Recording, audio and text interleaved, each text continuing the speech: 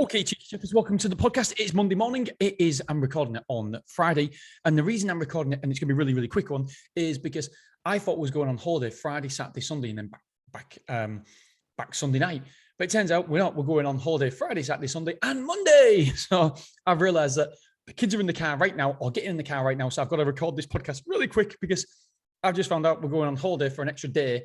And I didn't know. I haven't packed for an extra day either, so that should be fun and games too. Right, so how did last week go? Last week went incredibly well because, like I said, I only had a short number of days to actually work, and I had to look after the kids, etc. But I got all what I needed to do done. It's amazing. It's if you give somebody a time to do a job, whether it be a week or 2 weeks or 3 weeks, I can't remember what it's called, but you're basically your work will take the allotted time. And if you only give yourself a couple of hours, then you get stuff done. And so this week I've been really, really productive and got stuff done. My biggest job next week is to find out basically how we are going to do one of our deals. In terms of, we've got loads of different options, but how do we structure the debt? And that's what we've been talking about. So it's a Beverley site, it's Swimall Lane, it's 1.75 million. And I've had endless meetings last week with my financial advisors, and it's incredible. You don't know what you don't know. And there's different ways to structure the debt that we are taking on to get this property. And I never even thought about an interest only. And now that's come to play.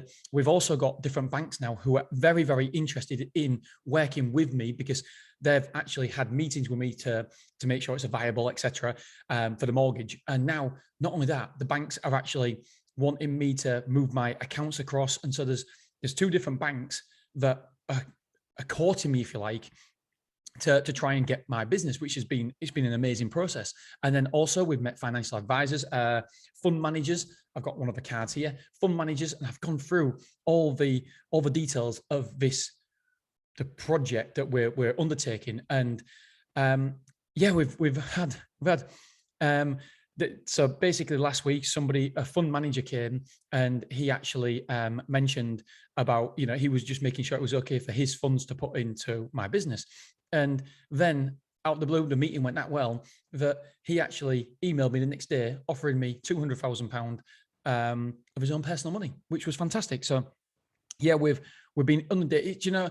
I always thought that borrowing money, etc., would be tough to do, but when you've got the right mentors, when you've got the people who can open the doors for you and you get the conversations, then it's not as hard as I anticipated. So that's been a big takeaway for me. Or however, when I say it's not as hard as I anticipated, the rate that they want is a lot more than I expected, the private money, which is a whole new other ball game as well to talk about. Anyway, so my next week is filled up on that.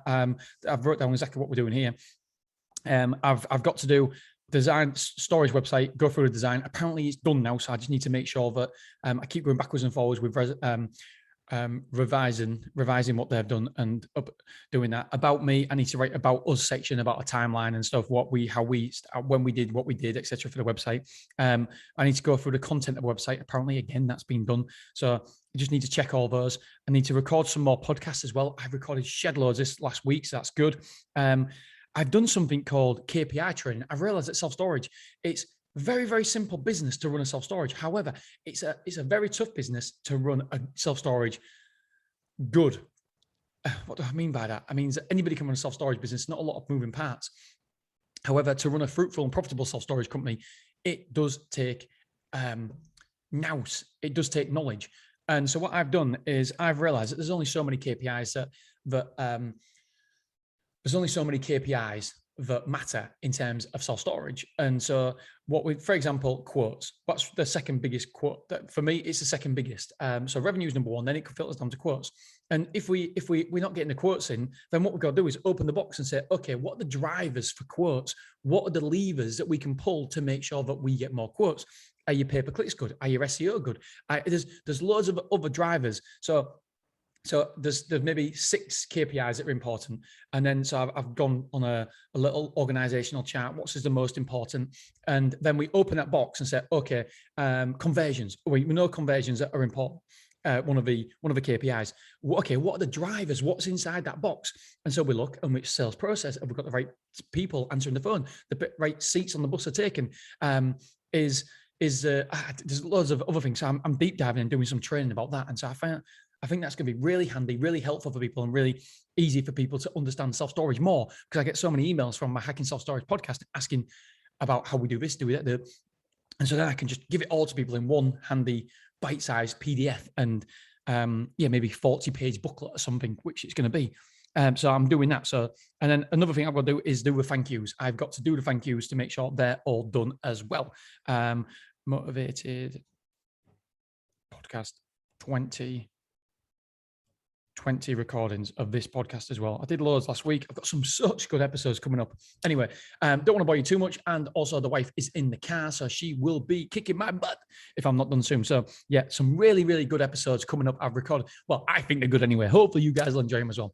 All right, guys, girls. Oh, and my biggest takeaway this last week is I've had some really good feedback from the meetings I've had from the financial advisors, from the fund managers, etc. And my mentor actually said to me something really, really good in our little meeting. He said that, Dean, one thing you do very, very well is come across very good. You can sell yourself, you can sell the company, you can sell your vision, you can sell your dream.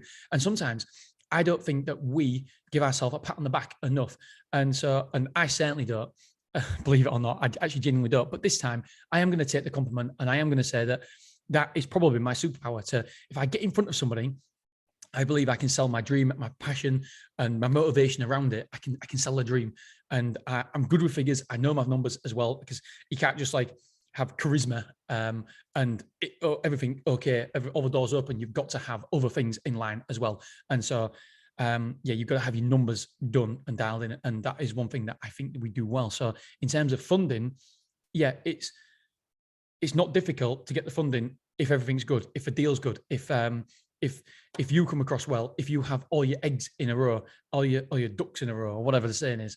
And yeah, I feel like that I'm gonna give myself a pat on the back, because I'm not even looking at the camera when I was doing this. Yeah, I feel like I've done good this week with that, and that's the feedback I've had. Right, so pat on the back there. God, I feel awkward. Right, so don't forget to give yourself a pat on the back, because I believe that we sometimes that you are good at certain things. I'm good at certain things, and we've got to acknowledge that. We've got to acknowledge when you are good at things. All right, my friends, see you soon. See you Tuesday. Bye.